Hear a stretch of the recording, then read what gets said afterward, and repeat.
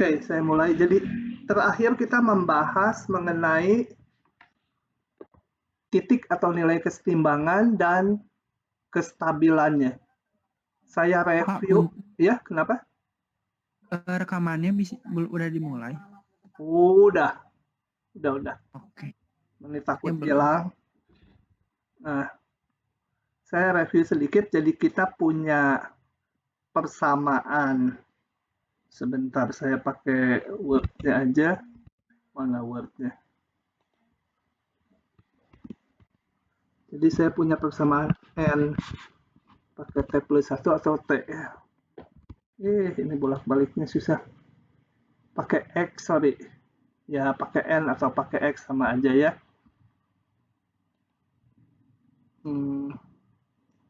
Saya ganti. X T plus 1 sama dengan fungsi dari XT gitu ya. Nah, kemudian apa itu nilai kesetimbangan? Saya review nilai keseimbangan adalah nilai atau titik kesetimbangan itu adalah titik X topi sehingga X topi sama dengan F X topi gitu ya. Oke, itu nilai kesetimbangan. Contohnya aja saya review lagi. Contohnya saya ambil yang di sini. Saya punya ini dalam N contohnya sama aja, sama dengan apa ini RNT.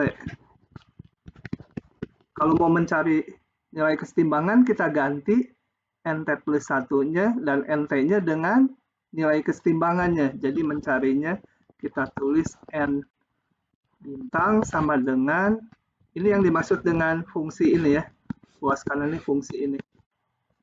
Sama dengan R N bintang. Atau kalau kita selesaikan N bintang min R N bintang sama dengan 0 gitu. Bahwa N bintang sama dengan N bintang N topi 1 min R sama dengan 0. Begitu. Nah, kemarin sudah saya hitung supaya saya nggak ngitung lagi. Kalau R-nya di antara 0, 1, maka ini sih lihat solusinya nggak usah. Jadi di sini saya dapatkan N topinya sama dengan 0. Itu dinamakan nilai kesetimbangan. Itu artinya apa? Kalau saya hitung ke sini, dia memenuhi itu. N ini sama dengan R. N ini gitu ya.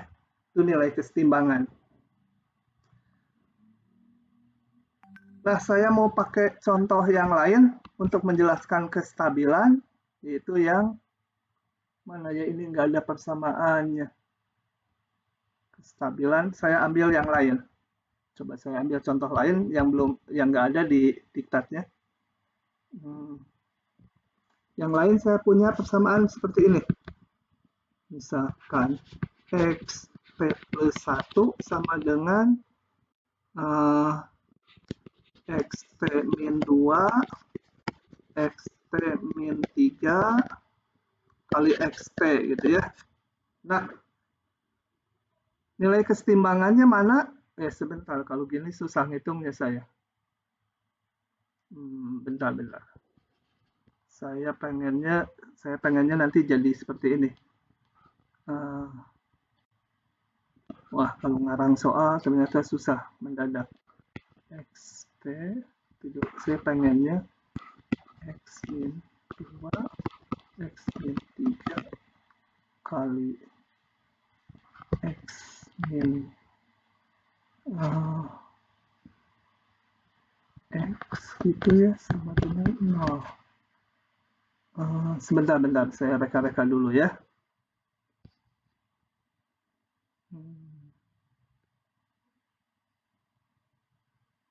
Wah, bentar. Susah ngarang soalnya susah ya. Jadi kita pakai yang ada aja. Gini. Ini kemarin ini. Saya nggak pakai contoh khusus dulu. Coba misalkan saya punya persamaan rekursif fxt dan katakan bentuk fungsinya ini xt, ini xt plus 1 gitu. Nah, katakan kalau ini saya nyatakan sebagai fungsi x, grafiknya seperti ini. Nah, katakan seperti ini fungsi f-nya. Jadi xt-nya diganti x ya, variabelnya dalam x gitu. Seolah-olah. Nah, bagaimana kita mendapatkan nilai kesetimbangan, yaitu dengan kita potongkan dengan garis y sama dengan x, atau dalam notasi xt ini berarti xt tambah 1 sama dengan xt gitu ya. Kenapa? Karena ini sumbunya xt plus 1, ini y-nya, ini xt gitu ya. Nah, dari situ kita dapatkan nilai kesetimbangannya, yaitu ini, 2 titik ini. Ya, saya sebut ini titik P gitu ya. Kemudian kemarin ada, oh ya, kalau dalam persamaan ini mencarinya ini ya, kayak tadi. Ini diganti x topi, f x topi. Kemudian dicari dari persamaan ini x topinya. Jadi kalau di sini udah diberikan gambar fungsinya, ini langsung saya dapatkan titik kesimbangnya 0 dan P kalau udah ada grafiknya. Kalau nggak ada grafiknya, kalian harus selesaikan dari persamaan ini untuk mendapatkan x topinya. Nah, kemudian kemarin ada istilah kestabilan. Jadi ini kan ini yang satu titik kesetimbangan, 0 juga titik kesetimbangan. Ya, ada 2 titik kesetimbangannya. Kemudian titik kesetimbangan itu ada istilahnya stabil atau nggak stabil. Cirinya apa? Yaitu kalau kita gambar, kalau kita ambil sebuah titik x0, kemudian kita cari nilai x1, x2, x3-nya, dan seterusnya. Dia akan menjauhi atau mendekati ke titik kesetimbangan tadi. Nah, coba saya jalankan. Caranya dengan metode sarang laba-laba. Nanti sebagai berikut, dari x0 kita hitung nilai fungsinya dapat x1. Ini adalah x1. X1 ini mau saya gambarkan di sumbu horizontal. Tingginya x1 mau digambar di sumbu horizontal. Mendapatkannya gimana? Jadi berapa panjang x1 di sini atau di sini atau di sini? Yang mana itu? Harus sepanjang ini. Caranya mendapatkan x1-nya, kita tarik horizontal sampai memotong y sama dengan x. Nah, maka ini adalah x1. Karena apa? Panjang ini dan panjang ini sama ya. Karena ini y sama dengan x, garis yang hitam ini. Nah, dapat x1, kita hitung lagi nilai x2, yaitu masukkan x1 ke fungsinya atau ke grafik yang merah, dapat x2. Ini x2. Mau digambar lagi x2-nya di sumbu horizontal. Gimana nih? Panjangnya x2 mau digambar lagi di sumbu horizontal. Caranya tarik lagi ke y sama dengan x, turunkan lagi. Nah, ini x2. Ya. Sama dengan tinggi yang tegak ini x2. Dapat x2, saya mau ngitung x3. Hitung lagi nilai fungsi di x2. Dapat ini lagi. Dan seterusnya ya. Jadi kita ngitung ke fungsi yang diberikan, tarik horizontal memotong y sama x, tarik lagi ke grafik, tarik lagi ke y sama x secara horizontal, dan seterusnya. Dan kita lihat kalau proses ini diikuti terus, maka kita lihat barisan ini x0, x1, x2, dan seterusnya akan konvergen ke titik keseimbangan P ya. Jadi titik keseimbangan P ini dikatakan stabil. Yang 0 kita lihat, walaupun kita mulainya di sini dekat gitu X0-nya. Tuh larinya ke sana terus. Larinya ke sana. Jadi kalau seperti itu yang titik keseimbangan 0 tidak stabil. Oke, itu kalau kita amati dengan metode sarang atau jaring laba-laba. Nah, yang berikutnya hari ini kita akan lihat cara kalau grafiknya nggak diketahui gimana ngitungnya. Bisa juga dihitung. Caranya gini, dengan teorema berikut. Misalkan X topi titik kesetimbangan atau nilai kesetimbangannya, ada yang pakai istilah nilai, ada yang pakai titik. Misalkan X topi titik kesetimbangan dari barisan rekursif ini. Dengan F aksennya kontinu. Nah, jika turunan dari F-nya di titik kesetimbangan tersebut kecil dari 1, maka X topi dia bersifat stabil. Kalau lebih besar 1, maka X topi tak stabil. Kalau 1, kita nggak bisa nyimpulkan. Gitu ya. Oke. Coba kita lihat. Oh ya, apa yang dimaksud dengan ini di sini di buku teksnya juga agak nggak jelas. Ini kan X itu diskrit kan? X1, X2, X3 harusnya nggak bisa diturunkan. Jadi saat menurunkan itu nanti Fx P-nya ini diganti dengan Fx saja. Maksud saya begini. Saya contohkan ya.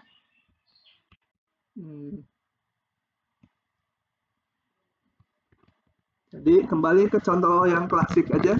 NT plus 1 sama dengan misalkan misalkan setengah NT kuadrat atau apa ya, seperempat gitulah ya. Nah, kita cari dulu kalau mau memeriksa stabil atau enggak, harus tahu titik kesetimbangannya. Saya cari dulu titik kesetimbangannya. Mencari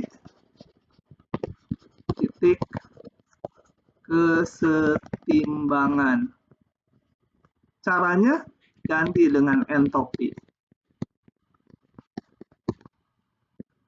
Pangkat 2. Jadi saya dapat entopi minus seperempat entopi kuadrat. Mau saya balik, lebih enak yang kuadrat, yang positif. Seperempat entopi kuadrat dikurangi entopi sama dengan 0. Entopinya saya keluarkan seperempat. Seperempat N topi min 1 sama 0. Saya dapat entopinya ada 2. Yang ke 1 0 atau yang ini 0. Jadi entopi yang kedua berapa itu? 4 deh. Oke. Nah, sekarang saya mau menguji masing-masing ini mana yang stabil, mana yang tidak. Caranya sebagai berikut. Ini tadi namanya FNT ya. Sesuai notasi ini. Nah, dari sini kita bentuk. Sebut F X, mau Fn boleh, Fx sama dengan seperempat X kuadrat gitu. Diganti karena kalau ini diskrit. N1, N2, N3 kalau diskrit kan pasti nggak kontinu gambarnya sebenarnya. Gambarnya loncat-loncat. X1, X2, X3, X4. Kalau nggak kontinu pasti nggak punya turunan. Nah, yang dimaksudkan di teorema ini diturunkan itu ininya diganti dulu jadi kontinu dalam bilangan real semua. Kemudian kita turunkan. Gitu ya. Atau supaya konsisten saya ganti ininya N ya. Mau pakai X, mau pakai N boleh. Gitu. F aksen N sama dengan 2 kali seperempat jadi berapa tuh? setengah N gitu kan. Nah, untuk mengujinya bisa kalian pakai menggambar ini, kemudian pakai metode jaring laba-laba tadi, atau pakai turunan kayak gini. Masukkan aja nih titiknya satu-satu.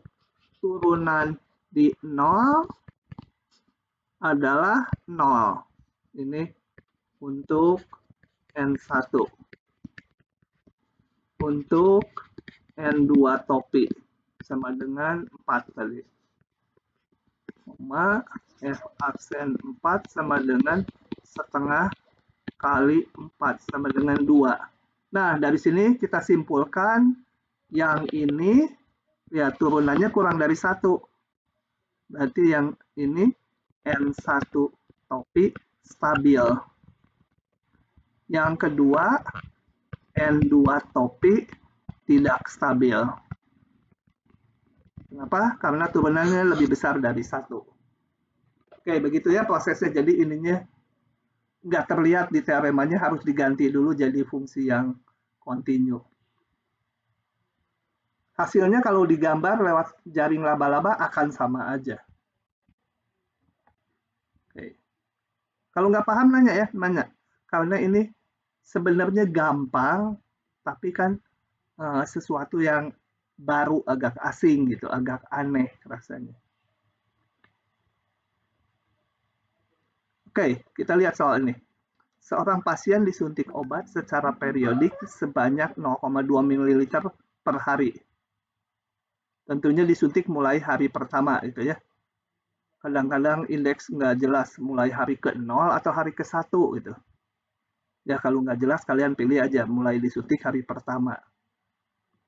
Konsentrasi obat yang tersisa pada hari berikutnya 30% dari hari sebelumnya. Setelah hari ke-N, konsentrasi obat dalam darah adalah konsentrasi pada hari ke-N plus 1 harusnya adalah 0,3 dari hari sebelumnya, ini sisanya, ditambah yang disuntikan pada saat hari ke-N plus 1. Karena tiap hari dikasih suntikan segini. Jadi ini ditambah sisa 0,3 kali sisa hari sebelumnya.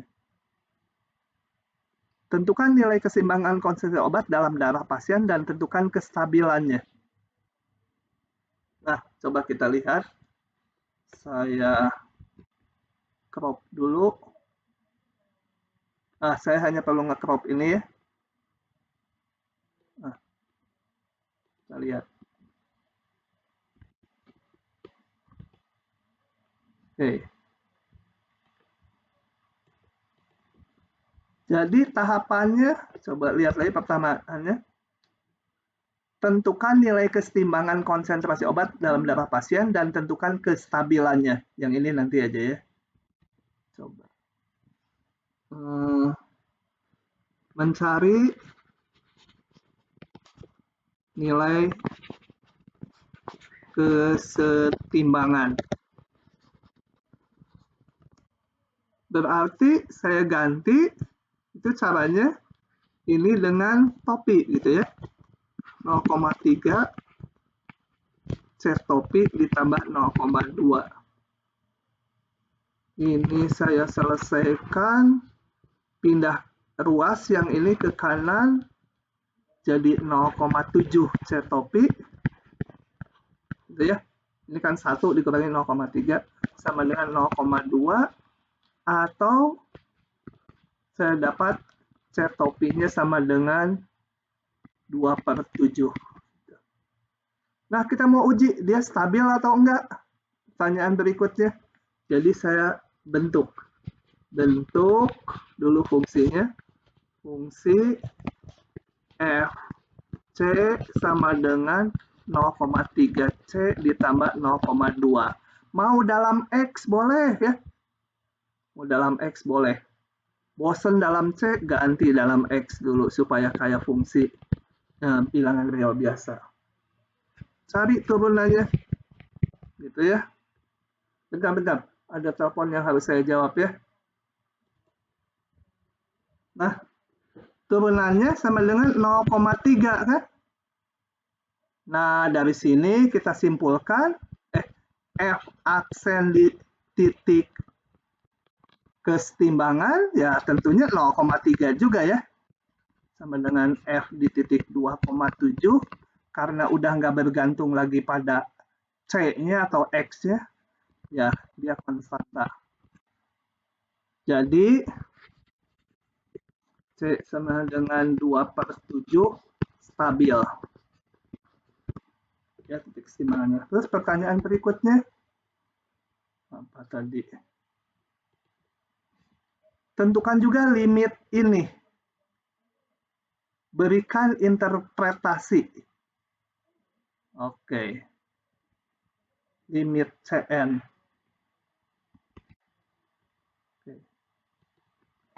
Sekarang kalian tebak dulu. Kalau yang lalu kan ada caranya tuh ngitung dari sini CN-nya sama dengan apa gitu ya. Di bab 2 kan udah UTS. Dari situ bisa dihitung limitnya. Tapi sekarang kita nggak pakai rumus ini, nebak dulu. Ini tadi kita udah tahu stabil. Nah, coba ditebak kalau N-nya menuju tak hingga, CN-nya menuju berapa ya? Nebak.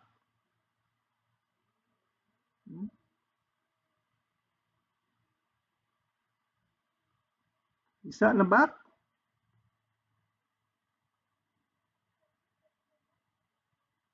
Halo, halo, ada yang bisa nebak nggak? Berdasarkan tadi penjelasan jaring laba-laba tadi, haruslah apa? 2/7, Pak. 2/7 ya? Kalau kita gambar kan pasti nanti jaring laba-labanya yang gitu-gitu, pasti kan karena stabil menuju 2/7 pasti.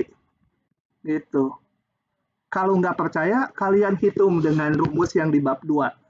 Kalau ada barisan rekursif gini kan kita bisa merumuskan CN-nya, udah ada rumus jadinya, hitung limitnya, akan dapat 2/7. Kok 2/3? 2/7.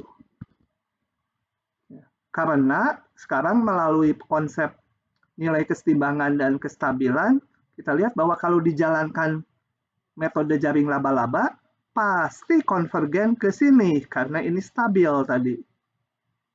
Gitu. Oke, semoga bisa ditangkap hubungannya antara rumus yang di bab 2, itu mah kita hitung betul-betul limitnya. Kalau ini kita juga ngitung, tapi lewat cara yang lain gitu ya. Oke. Kok keluarin ininya. Nah, itu mengenai kestabilan dan titik kesetimbangan, nanti muncul lagi di bab berikutnya. Kayaknya di semester 2 nanti muncul lagi, banyak. Bahkan persamaannya ada 2. Jadi sistem. Ini kalau di bahan sini memang konsep matematiknya di B itu lompat-lompat gitu ya. Udah gitu tinggalin aja masalah kestabilan ini, pindah lagi yang lain baru lagi. Karena bukunya dicocokkan dengan aplikasi biologinya. Jadi tujuan utamanya ke aplikasi-aplikasi biologinya. Cuma karena kita juga bukan, yang ngajarnya juga bukan orang biologi, jadi ya porsi matematiknya masih tetap yang lebih utama. Oke, kita masuk anti turunan. Anti turunan pasal yang mudah. Nah, saya baca aja dulu. Banyak masalah dalam bidang sains dan teknologi memerlukan kebalikan dari proses turunan. Jadi, anti turunan itu bukan membolak-balik konsep ya. Dulu kita belajar di depan mengenai turunan fungsi. Loh, sekarang kok belajar sebaliknya gitu, ngapain dibolak-balik? Karena masalahnya, di masalah real ada yang memerlukan perhitungannya pakai turunan, ada yang masalahnya menghendaki perhitungannya pakai anti turunan gitu. Itu masalah real yang berbeda. Coba yang anti turunan kita lihat ini. Misalnya masalah menentukan jumlah populasi bakteri bila diketahui laju pertumbuhannya. Laju pertumbuhan itu diamati ya. Kalau orang biologi betul-betul dikeker tuh percobaan di labnya. Setiap 2 jam sekali diamati pertumbuhannya. Itu dulu anak saya dari biologi dulu nginep di ITB itu. Kalau praktikum harus malam. Karena labnya siang dipakai. Jadi per kelompok malam ngamati itu pertumbuhan bakteri. Sejam sekali difotoin kulturnya. Kalau per satu bakteri kan nggak bisa kelihatan. Tapi kulturnya bisa kelihatan. Difoto, dihitung. Dihitung manual pakai tangan ya.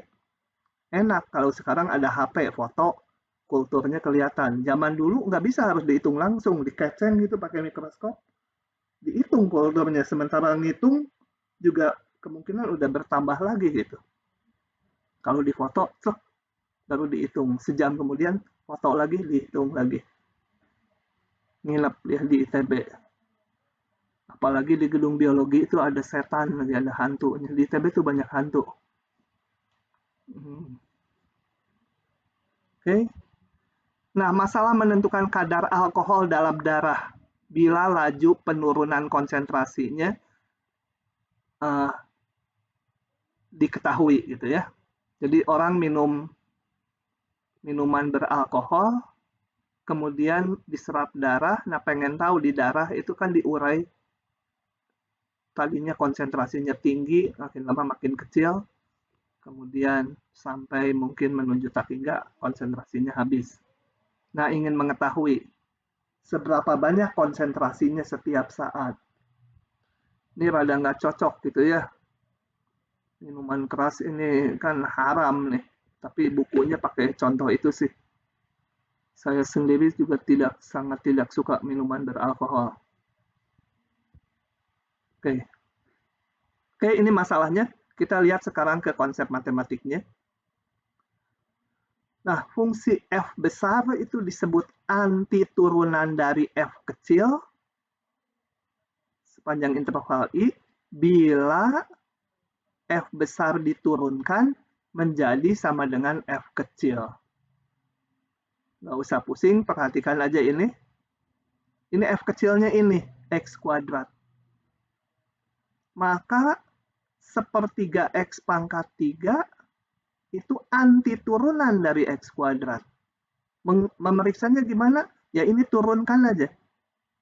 Kalau diturunkan, si F besar harus jadi F kecil. Ya. Fungsi G ini juga anti turunan dari X kuadrat karena diturunkan hasilnya X kuadrat juga. Jadi anti turunan terlihat tidak tunggal. Nah, secara umum, M-nya sampai 2, umum fungsi ini memuat konstanta, ini 1, itu adalah anti turunan dari F, dari X kuadrat. Nah, untuk selanjutnya, pemahaman anti turunan itu bukan yang ini, tapi harus anti turunan umum, ada konstantanya ya. Jadi, F besar suatu anti turunan dari F, maka anti turunan umum dari F kecil adalah ini. Simbolnya ini ya. Ini disebut juga integral tak tentu. Karena nanti kita akan belajar integral tentu di bab berikutnya. Integral tak tentu itu apa cirinya? Yaitu atau anti turunan. Simbolnya seperti ini, simbol integral. Nah, ini kita mencari fungsi asalnya. Asalnya fungsi yang mana gitu ya. Induknya. Jadi selanjutnya kalau dibilang anti turunan itu diartikan anti turunan umum. Jadi C-nya jangan lupa ya. Kalau lupa C-nya dipotong 70% nilainya. Jadi kalian mencari anti turunan dari fungsi yang rumit, udah bisa, lupa C-nya dipotong 70%. Jadi ingatkan, nanti lupa lagi. Dan nggak berlaku bolak-balik. Kalau cuma menjawab C-nya doang, ininya nggak ada, yang nggak 70 nilainya. Nanti kalian gampang aja. Udah saya C-nya aja, udah 70 kan gitu. Yang enggak. Oke, antiturunan disebut juga integral tak tentu. Nah, dari pembahasan konsep mengenai turunan, kita udah mempunyai rumus-rumus dasar ini. Yang kalian harus ingat dengan cepat. Kalau nggak ingat dengan cepat, ya harus tahu mencarinya. Yang pertama, ini. Integral dari C fx dx, C-nya boleh keluar. Ya. Kemudian integral dari jumlah boleh dipisah. Kenapa? Karena turunan dari jumlahan juga berlaku rumus seperti itu. Integral dari x pangkat n, pangkatnya naik 1. Xn plus 1 dibagi n plus 1. Di sini n-nya adalah bilangan bulat yang tidak boleh min 1. Jadi kalau min 1 di sini, x pangkat min 1, artinya 1 per x, nggak boleh pakai rumus ini. Kalau n-nya min 1, nggak boleh. X pangkat min 1 tambah 1, jadi x pangkat 0 tuh. Dibagi 1 per 0 juga. Itu nggak berlaku. Ya, yang ketiga hanya berlaku untuk n bukan min 1. Integral 1 per x dx sama dengan ln mutlak x. Hati-hati, bukan ln x. Kenapa? Saya akan tunjukkan kalau yang ini. Kalau ini jelas ya, 1, 2, 3 rasanya. Di SMA juga udah. Nah, ini hati-hati nanti, ini suka lupa nih mutlaknya. Penting itu. Oke, saya akan tunjukkan. Nah, saya pindah ke Word-nya dulu. Tadi integral 1 per x, ini pangkatnya berarti 1. Jadi untuk 1 per x, nggak bisa pakai rumus yang atas ini. Ini ln mutlak x tambah c. Kenapa ada mutlaknya? Kita lihat gini. Kalau y sama dengan ln x, kita udah tahu bahwa turunannya per x itu ya, di depan udah itu kan. Yang lalu penurunan logaritma. Tapi integralnya kok ada mutlaknya? Kita lihat gini. Kalau mau membuktikan ini benar, ini kan kalau di konsep tadi, ini seolah-olah f kecilnya, f kecil, ini f besarnya anti turunannya. Untuk menunjukkan bahwa hubungannya benar, kita tinggal turunkan yang kanan, hasilnya harus jadi 1 per x. Jadi harus HRS lagi sakit katanya hari sekarang. Harus ditunjukkan f aksen x sama dengan fx. Atau turunan dari ln mutlak x tambah c harus ditunjukkan sama dengan f kecilnya 1 per x. Nah, kita lihat saya sebut g sama dengan ln mutlak x tambah 1 supaya tambah c supaya ada namanya. Kita hitung g aksen. Ini karena ada mutlak, saya buka ln min x gitu ya. Tambah c kalau x-nya kecil dari 0, ln x tambah c kalau x-nya besar 0. Kalau 0 nggak terdefinisi, ln 0 nggak ada ya. Ln 0 itu cuma pernah hidup sekali di daerah Khmer, Kamboja itu. Tukang bunuhin orang zaman dulu. Ln 0, Jenderal ln 0. Di matematik, ln 0 nggak ada. Nah, dari sini mudah aja kan, G aksen. Ln x dulu yang gampang, 1 per x kan. Kalau ln min x turunannya 1 per dianya, kali turunan ini. Ini x kecil 0, yang ini x besar 0. Atau saya tulis, ini kan kalau dihitung sama aja 1 per x. Jadi bisa disatukan dengan yang ini. 1/x untuk semua x yang nggak 0. Gitu ya. Ini kan 1/x juga hasilnya. Nah, kita lihat bahwa turunan dari ini udah saya tunjukkan nih. Memang 1/x. Jadi, memang betul ln mutlak x tambah c adalah anti turunan atau integral tertentu dari 1/x. Nah, ingat-ingat ya ini. Nih, saya kasih warna. Suka lupa nih. Mutlaknya ini jangan lupa. Ingat ya, integral 1/x itu ln x itu. Harus ada mutlaknya. Oke. Pindah ke slide-nya lagi. Integral e pangkat x ini mudah ya, karena e pangkat x diturunkan memang e pangkat x. Integral e pangkat kx dengan substitusi aja u sama dengan kx itu akan diperoleh ini. Integral a pangkat x sama dengan ini karena apa? Kita ingat-ingat turunan dari a pangkat x. Kalau y sama dengan a pangkat x, turunannya apa?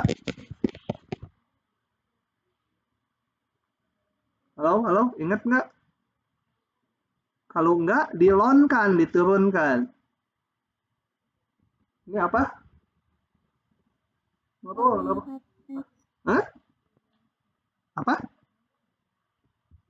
Kurang jelas, Nurul. A pangkat x ln a, bukan Pak? Gitu ya. Kok nggak yakin sih? Kalau nggak yakin, kembali. Kalau ada pangkat fungsi, kalau mau dihitung turunannya, dilonkan. Coba ya, kita hitung sebentar. Kan tekniknya kalau ada pangkat fungsi gitu. X, ini pangkat bisa ke depan. Saya turunkan kedua ruas terhadap X. Seperti Y aksen sama dengan ini X turunannya 1. Tinggal ln A aja. Y aksen sama dengan Y ln A. Y aksen sama dengan Y-nya kembalikan ini. Tuh, itu ya, udah betul. Ingat ln A ini hanya konstanta. Nah, dari hubungan itu maka integral a pangkat x harusnya gini ya. Integral a pangkat x ln A sama dengan a pangkat x. Tapi kalau integral a pangkat x, ini dx, sorry. dx ya sama dengan a pangkat x dibagi ln A. Tambah konstanta. Ya. Integral sin cos ini turunkan aja yang kanan harus jadi yang kiri gitu. Oke ya, yang lainnya.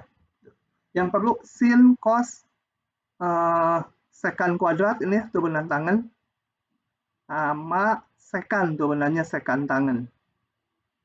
Yang 3 ini jarang lah dipakai. Satu lagi integral ini. Ini penting juga. Lupa pasti ya. Coba saya tanya lagi, Y sama dengan arcus tangan X. Masih ingat nggak turunannya?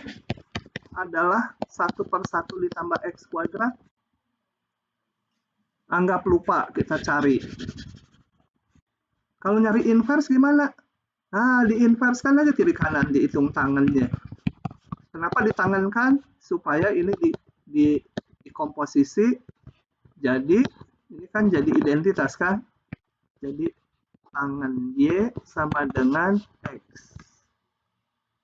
Nah, udah nggak ada inverse ini, gampang. Turunkan terhadap X. Terhadap X yang lebih jangan terhadap Y. Tangan turunnya sekan kuadrat Y kali Y aksen. X diturunkan 1. Jadi Y aksen sama dengan 1 per sekan kuadrat Y. Nah, tapi kan saya punyanya Y fungsi dari X. Ini nggak mau masa turunannya jadi fungsi dari Y. Di sini gunakan sifat ini. Identitas ini. Tangan kuadrat Y ditambah 1 sama dengan sekan kuadrat Y. Jadi ini saya ganti 1 per tangan kuadrat Y tambah 1. Kenapa diganti itu? Karena ini punya hubungan ini. Tangan Y-nya bisa dinyatakan dalam X. Nah, ini ya. Sehingga anti turunan dari ini adalah tangan min 1X. Anti turunan atau integral dari ini adalah ini. Kebalikannya. Oke, ini rumus-rumus dasarnya. Nah, kita lihat latihannya. Dengan menggunakan rumus-rumus yang biru, kita kerjakan ini. Saya jawab satu persatu ya. Ini.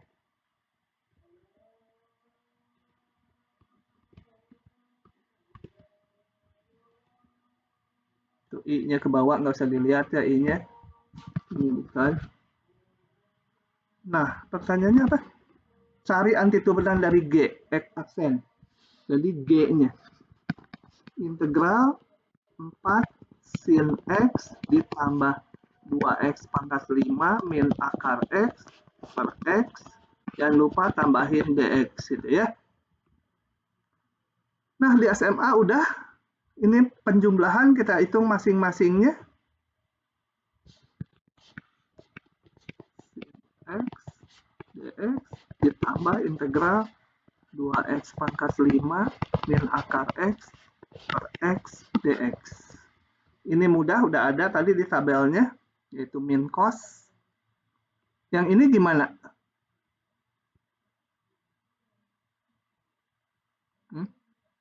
Yang ini gimana ngitungnya? Coba-coba sambil mikir. Halo, kasih saran nih, yang ini gimana ngitungnya? Diam semua. Ya, root, udah hidup tadi, mati lagi si root kemana? Gimana ngitung ini? Iqbal, si rambut aneh.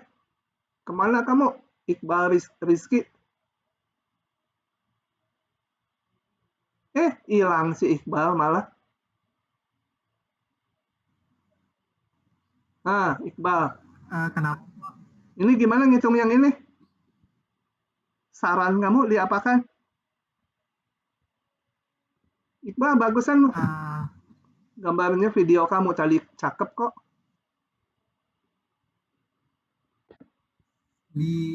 Dipisah nggak sih Pak? Jadi kayak boleh, betul dipisah, memang dipisah. Ini saya integralkan dulu, yang ini mah udah beres ya. Min 4 cos X. Nah, kalau ada dua gini, konstantanya sekali aja nanti ya, terakhir. Ini dipisah menjadi apa? Dibagi ya, ini bagi ini, tambah ini bagi ini. Menjadi 2x pangkat 4 dx dikurangi integral 1 per akar x dx. Ini adalah x pangkat setengah. Sudah, kita hitung min 4 cos x ditambah ini asal-usulnya naik 1 tadi rumusnya dikali 1/5, tapi ada 2 depannya, 2/5. Ini x pangkat setengah naik 1 pangkatnya jadi 1/2, 1/1/1 tambah c. Ya, ini kalian itu tuh per x-nya hilang. Hah? 4x. Yang per x di sebelah ini, yang 2x ya, yang itu. Ini kan akar x dibagi x jadi 1 per akar x. Itu bukan jadi x pangkat min setengah ya Pak? Karena kan 1 per akar x. Oh, ini min setengah, betul? Kurang minus. Iya. Akar x dibagi x kan x pangkat min setengah. Saya salah ya? Oh ya, saya salah. Iya. Salah ini. Min setengah ditambah 1 jadi x pangkat setengah ya. Ini naik 1. Dibagi 1/1. Bagi pangkatnya ini. Ya, tinggal disederhanakan. Oke, tadi kurang minus, salah ngitung. Hati-hati ujian mengisi, gawat kalau gitu kan. Kalau pilihan ganda masih mending, oh ternyata nggak ada jawabannya gitu. Oke, saya lanjut lagi ke soal berikutnya. Tentukan solusi masalah nilai awal. Masalah nilai awal itu apa? Artinya ini, ada turunan dan disertai ini syarat. Syarat ini untuk menghilangkan nilai C-nya. Coba saya ambil. Ini kita ambil. Saya hapus. Tentukan solusi masalah nilai awal ini. Ya, istilahnya masalah nilai awal tuh ini sebuah turunan, melibatkan sebuah turunan persamaan dan diberi syarat. Nah, saya punya F aksen sama dengan E pangkat X tambah 10, 1 ditambah X kuadrat min 1. Itu ya. Nah, saya mau nulisnya nggak pakai F ya, Y aksen aja ya. Ini sama dengan Y aksen, lebih enak daripada DF gitu, enakan DY. Jadi apa? Di sini kan DY atau langsunglah Y sama dengan integral E pangkat X ditambah 10, 1 ditambah X kuadrat pangkat min 1 dx gitu ya. E pangkat X anti turunannya tetap. Ini anti turunannya apa? Oh, ini kan 10 dibagi 1 ditambah X kuadrat gitu ya. Anti turunan dari 1 tambah X kuadrat adalah arkus tangen. 10 arkus tangen atau tangen min 1 dari X gitu, betul? Tambah C.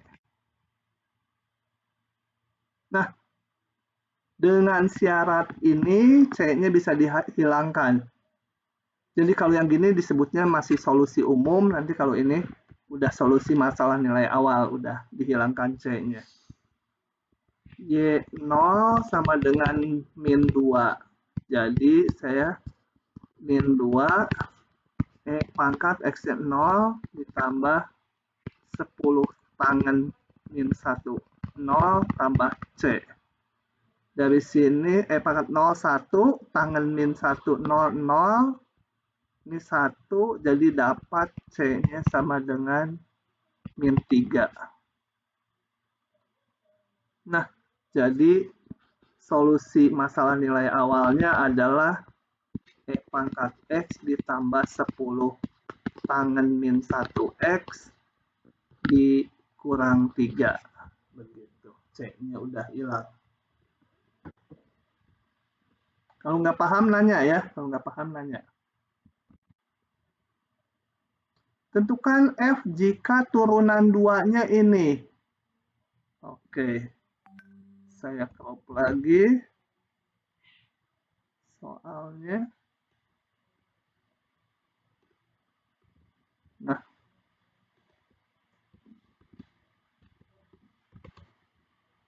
Tentukan F jika diketahui ini. Kembali ini saya mau notasikannya dalam Y double aksen gitu ya.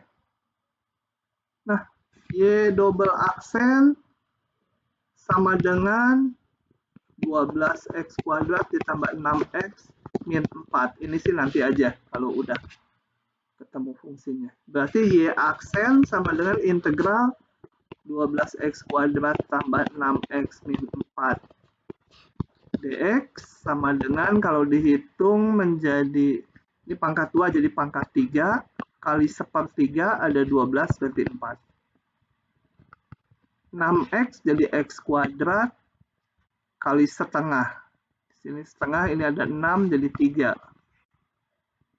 4x tambah konstanta. Saya pakai sekarang syarat. Oh, enggak belum. Y-nya dulu. Integral dari 4x pangkat 3 ditambah 3x kuadrat min 4x tambah C dx. Sama dengan, jadi ini x pangkat 4 dibagi 1/4, jadi pas X pangkat 4. Ini X pangkat 2 jadi X pangkat 3, ada 3 jadi 4. X pangkat 3 itu min 4X jadi min 2X kuadrat gitu ya. C diintegralkan jadi CX ditambah konstanta lagi. Nah, dengan dua syarat ini konstantanya harusnya bisa hilang. Coba kita lihat. Y0 sama dengan 4. Artinya Y-nya 4 sama dengan X-nya 0 semua. 2 kali 0 kuadrat ditambah C kali 0 tambah D. Diperoleh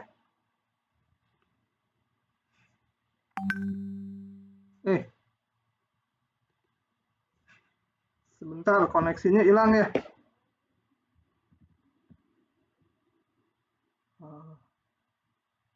Bentar, tadi koneksinya hilang.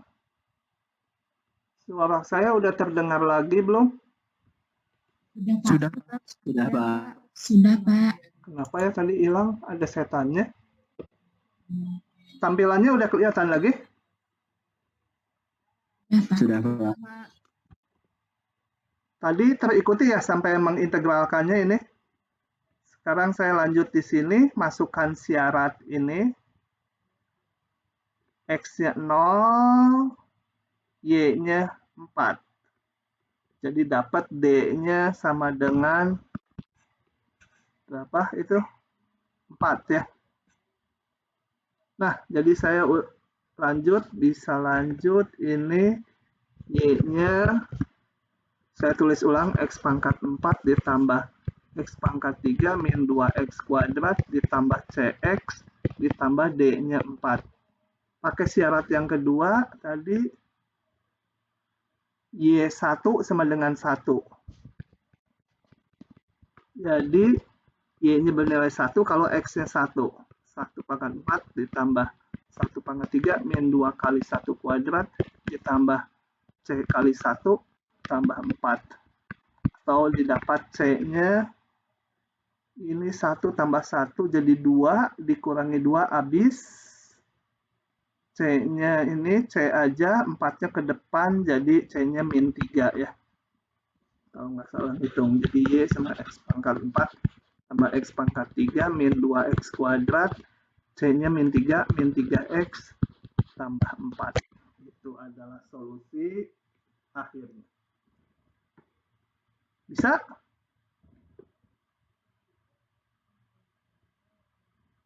Paham ya?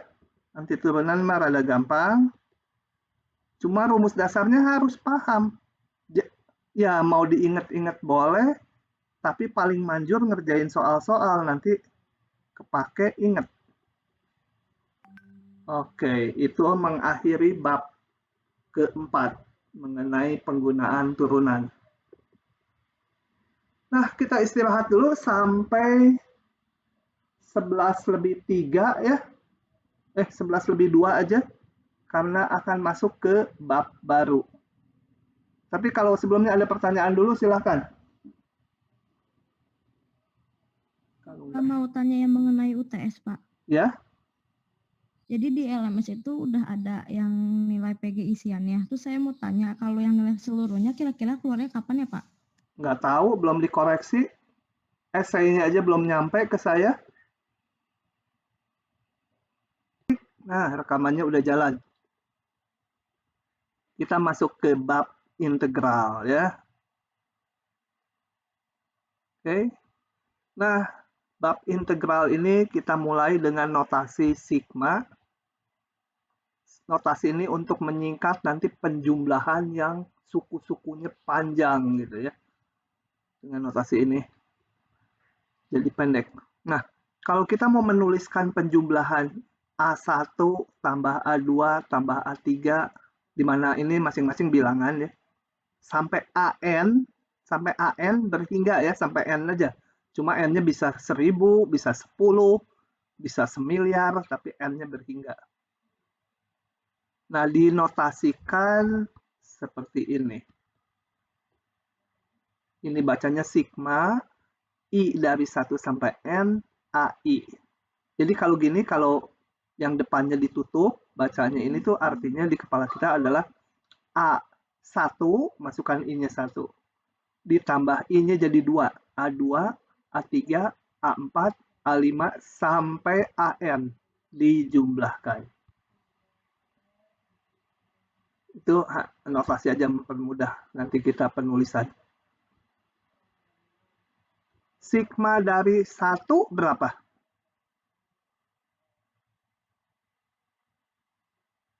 Coba.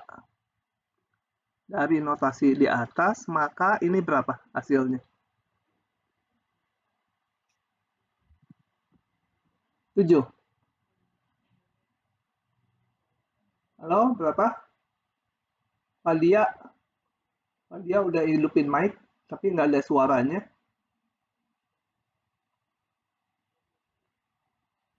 Iqbal.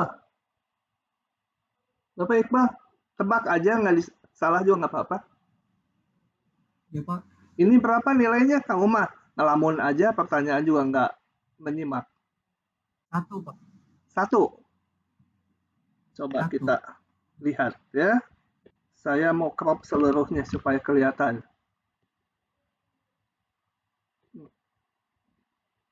Masuk ke sini. Tadi kita punya hubungan itu. Nah, di sini A1, kalau I-nya 1, A1-nya berapa? Ininya. Ini kan I-nya 1, A1. Ini I1, A1 berapa? 1. 1 kan? Kemudian jalan I-nya 2. A2 berapa? 2. 1. 1 juga ya, selalu 1 kan ini konstanta, nggak dipengaruhi I. A3 1 sampai AN. AN berapa? 1 juga dijumlah. N suku. Jadi bukan 1. Jadi N kali 1 ya, atau N. Jadi bukan 1 ya. Kalau ini 1 mah ngapain, atau udah aja ini coret gitu kan. Enggak, dia N. Oke. Sigma C berapa? Sekarang mah bener kayaknya. Hitung aja A1-nya berapa, A2-nya berapa, A3-nya berapa, jumlahkan. Jadi berapa? Bal?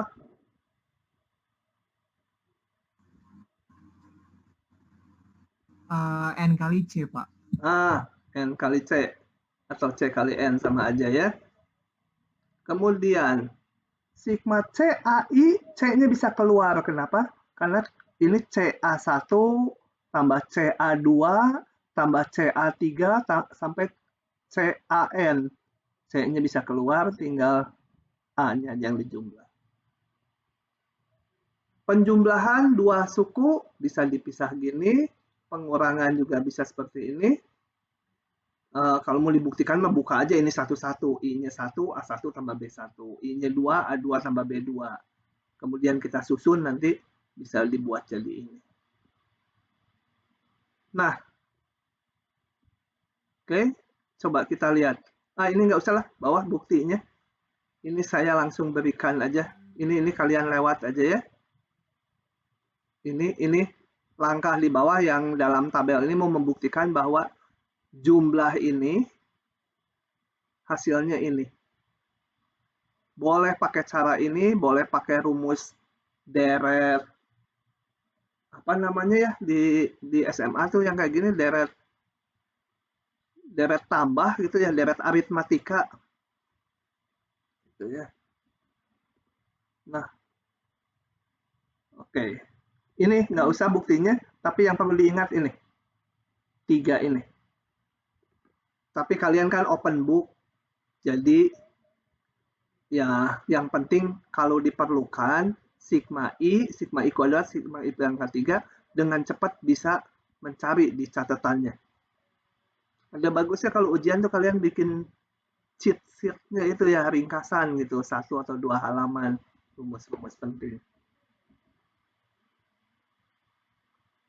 Oke, kita nggak akan bahas buktinya, tapi kita akan pakai ini nanti. Buktinya yang paling umum pakai induksi matematik.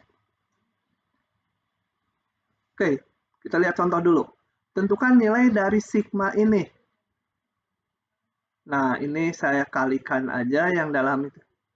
Kok nggak ada jawabnya? Oh, ini harus diklik.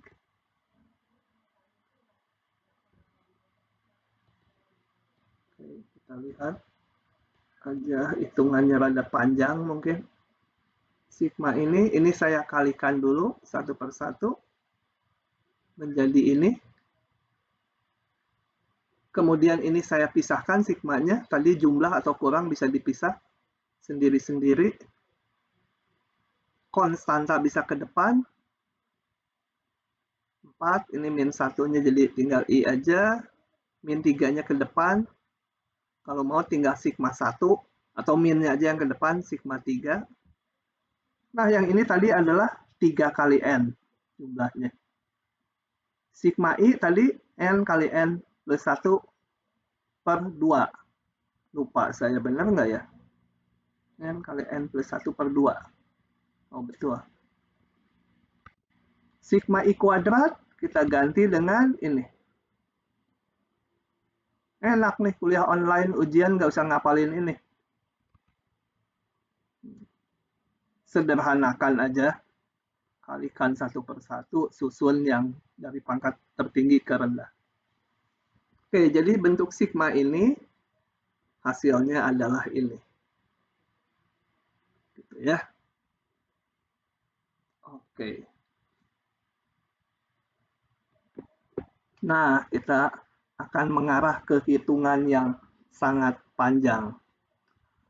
Oke, kita akan sekarang mengamati sigmanya ditinggal dulu, nanti dipakai di sini. Kita akan mengamati luas daerah di bidang diawali dengan mendefinisikan luas persegi panjang. Jadi, bentuk bangun-bangun di bidang itu dimulai dengan luas persegi panjang. Ini didefinisikan, disepakati dari zaman dulu kala. Zaman Archimedes aja udah disepakati.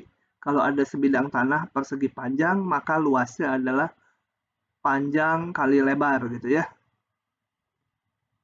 M kali T. Kemudian kalau saya punya jajaran genjang seperti ini, saya akan gunakan definisi yang semula untuk mendapatkan luasnya. Itu saya tarik garis ini, garis tinggi, tingginya ditarik. Kemudian yang abu ini saya copy paste ke sini. Ya, dibalik tentunya, yang ini dicerminkan, kemudian dibalik jadi ini. Nah, kita lihat bahwa luas jajaran genjang semula sama dengan luas persegi panjang yang sampai sini aja.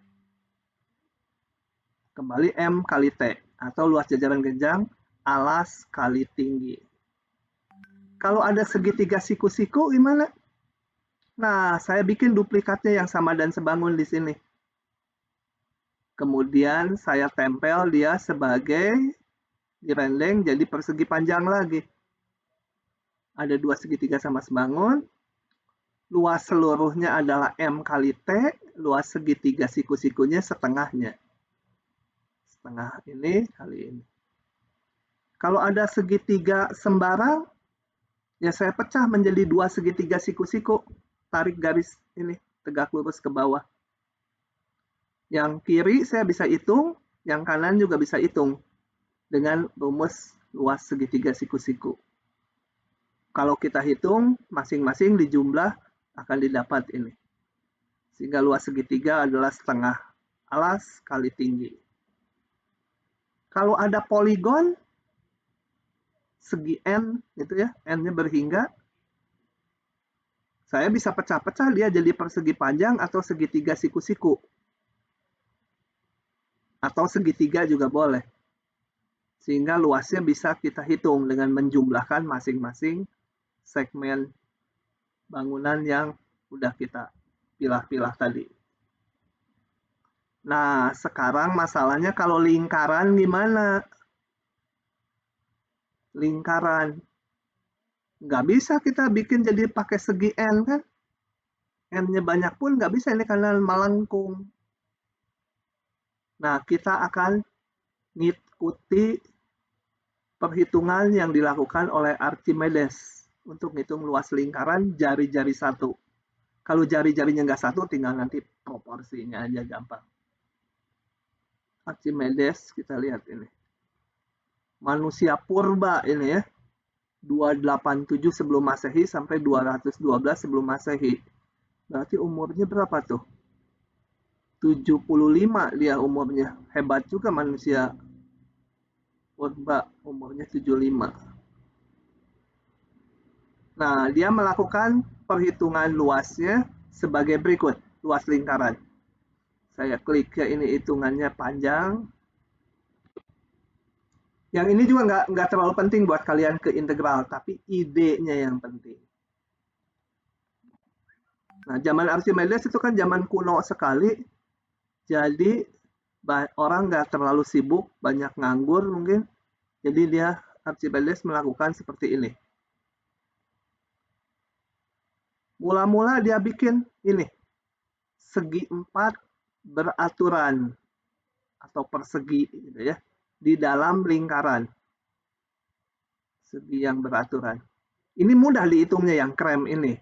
Kenapa? Ini kan jari-jarinya satu, ini tegak lurus, ini juga jari-jarinya satu, jadi setiap segitiga ini luasnya setengah alas kali tinggi, setengah kali satu, hasilnya setengah ya. Ya. Setengah ada 4, jadi luasnya 2. Ini luasnya 2. Setelah itu tentunya luas yang krem tidak sama dengan luas lingkaran. Sekarang dia bikin segi 8. Kita lihat bahwa segi 8 udah mendekati luas lingkaran. Masih ada ininya, bolong-bolongnya. Tapi kalau dia hitung, ini juga gampang hitungnya. Tarik garis ke sini, nanti terbentuk segitiga, ada 1, 2, 3, 4, 5, 6, 7, 8 buah segitiga. Bisa dihitung luasnya, karena rumus luas segitiga udah ada. Panjangnya juga bisa dihitung. Ya. Nah, kalau dihitung dapat luasnya segini. Kemudian, oh ya, kita lihat bahwa luas lingkaran pasti lebih besar dari ini. Luas lingkaran lebih besar dari luas yang krem. Sekarang dia pakai segi 16.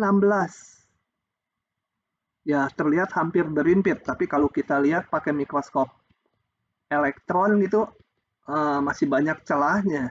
Luas lingkarannya masih lebih besar dari yang krem. Gitu ya. Oke. Kalau dihitung luasnya sekian diperoleh yang krem. Dia perhalus lagi jadi 32. Dihitung luasnya segitiga 2 tersebut. Perhalus lagi jadi 256, udah nggak kegambar, ini ada di kanan. Saking berimpitnya. Dapat luasnya sekian. Kembali L-nya berapapun, pasti luas poligonnya lebih kecil dari luas lingkaran ya. Karena poligonnya di dalam lingkaran. N-nya 1024, luasnya segini, rajin Archimedes ini. Ya. Dan luas lingkaran pasti lebih besar atau sama dengan ini. Ya, nggak mungkin lebih kecil dari ini. Nah, selanjutnya dirangkai dengan teori limit. Untuk setiap N bilangan asli, N-nya tadi 2, 4, 8, dan selanjutnya, luas poligonnya yang saya simbolkan PN, selalu lebih kecil dari luas lingkaran. Jelas, karena poligonnya di dalam lingkaran. Ya. Maka kalau saya limitkan, kalau ini dilimitkan, ini N-nya makin besar. Kalau yang ruas kanan sih dilimitkan konstanta ya. Jadi kalau ini dilimitkan, ya tetap aja sama dengan luas lingkaran. Karena luas lingkaran mah satu nilai. Konstanta ini. Dilimitkan ya tetap konstanta. Yang ini saya limitkan, maka ingat kalau dilimitkan, tadinya hubungannya lebih kecil, limitnya sih bisa sama. seperti itu ya. Oke. Nah, yang poligon N kan selalu bisa dihitung luasnya. Nah, kalau dihitung N-nya mendekati tak hingga, itu angkanya tuh sama dengan pi. Gitu ya. Oke. Luasnya poligon-poligon ini kalau dilimitkan ini akan sama dengan pi. Nggak diberikan di sini. Tapi bisa dihitung. Ini kalau yang baca buku, punya buku teksnya, ini ada di soal latihannya. Menunjukkan luas poligon ini kalau N-nya mendekati tak hingga akan diperoleh ini. Nah, ini kita simpan dulu bahwa luas lingkaran pasti lebih besar atau sama dengan pi. Biarkan dulu ya, ini saya minimize. Oke. Sekarang Archimedes melakukan lagi hal kedua sebagai berikut.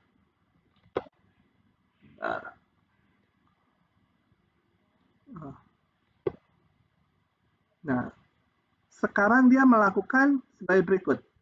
Dia lingkupi lingkarannya dengan mula-mula segi 4 atau persegi beraturan, segi 4 beraturan. Dihitung luasnya yang warna apa ini? Warna apa ya ini? Merah muda itu. Nah, dihitung luasnya, dapat luasnya 4. Kenapa? Karena ini kan panjangnya 1, berarti ini panjangnya 1, ini panjangnya juga 1, ini panjangnya ini 2, luasnya 2 kali 2, 4. Kemudian diganti segi 8. Dihitung luasnya. Segi 16, segi luasnya. Segi 32 dihitung luasnya.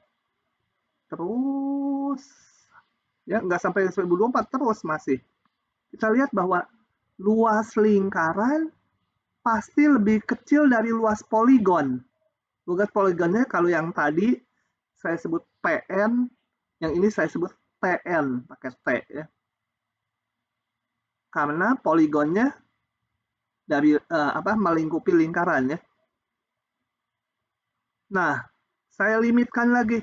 Kalau N mendekati tak hingga, limit dari ini tetap sama dengan luas lingkaran karena dia konstanta. Limit dari ini dihitung, bisa dihitung. Ingat kalau dilimitkan, hubungannya menjadi tadinya meskipun lebih kecil, jadi lebih kecil sama dengan. Dan ini kalau dihitung, dapatnya pi, itu limit TN-nya. Ada di soal latihan untuk menunjukkan itu. Nah, ingat. Jadi, ini yang kedua. Kita lihat yang ke satu tadi mana? Yang ini. Luas lingkaran lebih besar sama dengan pi. Tapi kalau pakai cara yang kedua, luas lingkaran lebih kecil atau sama dengan pi. Ya. Nah, dari situ saya sebentar. Sorry. Oh, nggak ada di sini jadinya. Itu dulu. Kenapa nggak ada? Oh, ya udah. Nggak ada. Jadi saya harus simpulkan. Kembali, saya lihat ini. Dari cara yang ini didapat luas lingkaran lebih besar sama dengan pi. Dari yang satunya lagi, saya dapatkan luas lingkaran lebih kecil sama dengan pi. Nah, jadi ketemu hubungan luas lingkaran, kalau lewat poligon yang di dalamnya kita punya ini, kalau lewat poligon yang melingkupi dari luar, ini. Nah, dari sini kesimpulan, luas lingkaran persis sama dengan pi. Persis ya, udah bukan hampiran lagi. Tapi tadi poligonnya baik yang melingkupi ataupun yang di dalamnya harus menuju tak hingga. Oke, jadi luas lingkaran jari-jari 1 adalah pi. Nah, oke. Nah, kita nggak usah ngitung kayak Archimedes. Sekarang matematiknya udah modern. Masalah kita sekarang akan menghitung luas sebuah daerah yang dibatasi fungsi, ya, kemudian X sama dengan 1, X sama dengan 3, yang nanti saya umum X sama A sampai B, dan sumbu X. Akan kita hitung luasnya. Dengan hampiran yang mirip-mirip cara Archimedes tadi. Nah, caranya gimana? Yaitu sebagai berikut. Mula-mula daerah tadi, jadi interval 1 sampai 3, saya bagi satu bagian aja. Ini ya, satu interval. Kemudian saya pakai ujung kirinya untuk menentukan nilai fungsinya. Ini nilai fungsinya, tinggi ini. Nah, saya bikin persegi panjang, tingginya sekian, lebarnya ini satu interval. Yang kuning, luasnya gampang hitungnya. Tinggal tinggi, nilai fungsi di 1, kali, ini lebarnya 3 kurang 1. Setelah itu, kita ngikuti cara Archimedes, tapi bukan bikin poligon, tetap persegi panjang, tapi gini, intervalnya sekarang saya bagi 2, dari 1 sampai 2, dan dari 2 sampai 3. Subinterval yang kiri, saya hitung nilai fungsinya, ujung kirinya. Ini, luasnya dihitung, tinggal 1 kali tinggi nilai fungsi bagi, nggak bagi 2. Tinggal panjang kali tingginya. Interval kedua sama, tinggal panjang subintervalnya 3 kurang 2 kali tingginya di ujung kiri interval ini. Kemudian saya perhalus lagi, dibagi 4 subintervalnya. Interval ke-1, ujung kirinya dihitung nilai fungsinya, bikin persegi panjang. Interval kedua, ujung kirinya dihitung nilai fungsinya, bikin persegi panjang. Interval ketiga dan keempat. Dihitung ini luas yang kuning untuk menghampiri luas di bawah kurva yang biru. Oh, masih jelek, banyak lubangnya ya. Perhalus terus. Jadi 8. Perhalus jadi berapa tuh? 16. Perhalus lagi. Kita lihat bahwa kalau subintervalnya dibagi banyak kayak gini, maka yang kuning luasnya akan mendekati luas yang di bawah kurva. Jadi ini bagus nih buat cewek-cewek. Cewek-cewek kan sukanya diet tuh, nggak makan supaya apa? Supaya kurus katanya. Kalau untuk integral cocok ini. Makin kurus, subintervalnya makin kecil, makin bagus itu hampirannya. Cuma kalau cewek ini suka aneh. Udah kakinya itu sebesar lidi, masih ngerasa gemuk gitu. Itu kaki kamu kok kurus bener, seperti kayak lidi. Ah enggak, saya masih gemuk nih, masih diet lagi. Aduh, susah ngerubahnya itu. Oke ya. Nah, jadi ini yang akan kita lakukan. Dan nanti akan ditunjukkan kalau N-nya mendekati tak hingga, luas yang kuning itu persis sama dengan luas di bawah kurva yang biru. Persis, bukan hampiran lagi. Akan ditunjukkan ya. Oke. Sebentar saya lihat dulu sini. Nah, oke, berdasarkan cara menghampiri luas di bawah kurva, ada berbagai macam metode yang dinamakan left Riemann sum, right Riemann sum, dan center Riemann sum. Bedanya apa? Coba kita lihat satu persatu. Ini berdasarkan cara menghampiri luasnya ya. Ini yang left atau jumlah Riemann kiri. Itu caranya gini, kayak yang tadi udah ditunjukkan, satu interval dulu ini. Hitung nilai fungsi di ujung kirinya, bikin persegi panjang. Kemudian intervalnya dipecah 2, 1 sampai 2 dan 2 sampai 3 kayak tadi. hitung nilai fungsi di ujung kirinya, interval kedua juga nilai fungsi di ujung kirinya, bikin persegi panjang. Jadi 4. Jadi setiap kali bikin subinterval, dihaluskan subintervalnya, dibuat persegi panjang dengan ketentuan tingginya ditentukan ujung kirinya. Gitu ya, ujung kiri dari subinterval yang bersangkutan. Nah, ini namanya left Riemann sum. Nanti hitungannya supaya tahu aja yang dimaksud. Kalau right Riemann sum itu yang dipakai acuan ujung kanannya untuk menentukan tinggi persegi panjangnya. Jadi ini satu interval, ini bikin persegi panjangnya berdasarkan nilai fungsi di ujung kanan gitu. Jadi dari 3 dihitung sini, bikin persegi panjang tingginya sekian, lebarnya dari 1 sampai 3 gitu. Kemudian intervalnya dibagi 2, 1, 2, dan 2, 3. Masing-masing hitung tingginya di ujung kanannya, bikin persegi panjang. Yang kedua juga hitung di ujung kanannya, bikin persegi panjang. Ya, ujung kanan penentu tinggi persegi panjangnya. 4 gitu ya, selalu penentu tingginya adalah ujung kanan subinterval yang bersangkutan. Oke. Itu namanya right Riemann sum. Nanti akan kita hitung detailnya. Ada juga center Riemann sum. Jadi sesuai dari namanya kalian bisa tebak bahwa penentu tinggi persegi panjangnya adalah titik yang di tengah.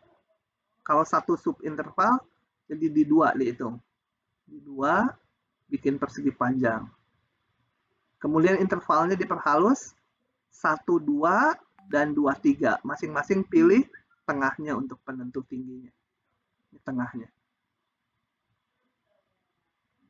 4, ini subinterval yang ini, pilih tengahnya, ini penentu tinggi persegi panjangnya.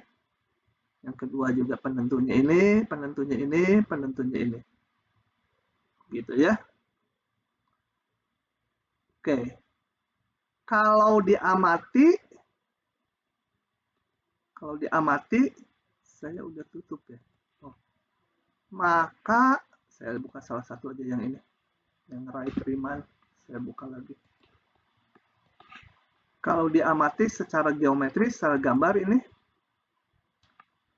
yang hampirannya paling kelebihannya paling banyak, kalau pakai ujung kanan ya, pakai ujung kanan, kelebihannya paling banyak. Kalau pakai ujung kiri, kekurangannya paling banyak. Nah, nanti akan kita hitung bahwa hampirannya tingginya pakai ujung kanan ataupun pakai ujung kiri, kalau n-nya mendekati tak hingga, hasilnya sama, persis sama. Nah, jadi nanti kita memperoleh kesimpulan lagi pakai prinsip Apert bahwa nilai luas di bawah kurva adalah limit n menuju tak hingga dari luas poligon-poligon ini. Pakai ujung kiri sama ujung kanan dihitung akan sama aja. Ya idenya ya. Oke, jadi mana yang terbaik? Nanti kalau n-nya mendekati tak hingga, yang manapun menghasilkan nilai yang sama. Oke. Nah, karena ini nanti akan sangat rumit, nih hitungannya tuh kalian lihat aja nanti. Ini masih harus dibuka, hitungannya rumit. Saya tunda yang ini ke pertemuan hari Kamis. Ya, hari ini sekian dulu. Silahkan kalau ada pertanyaan. Halo?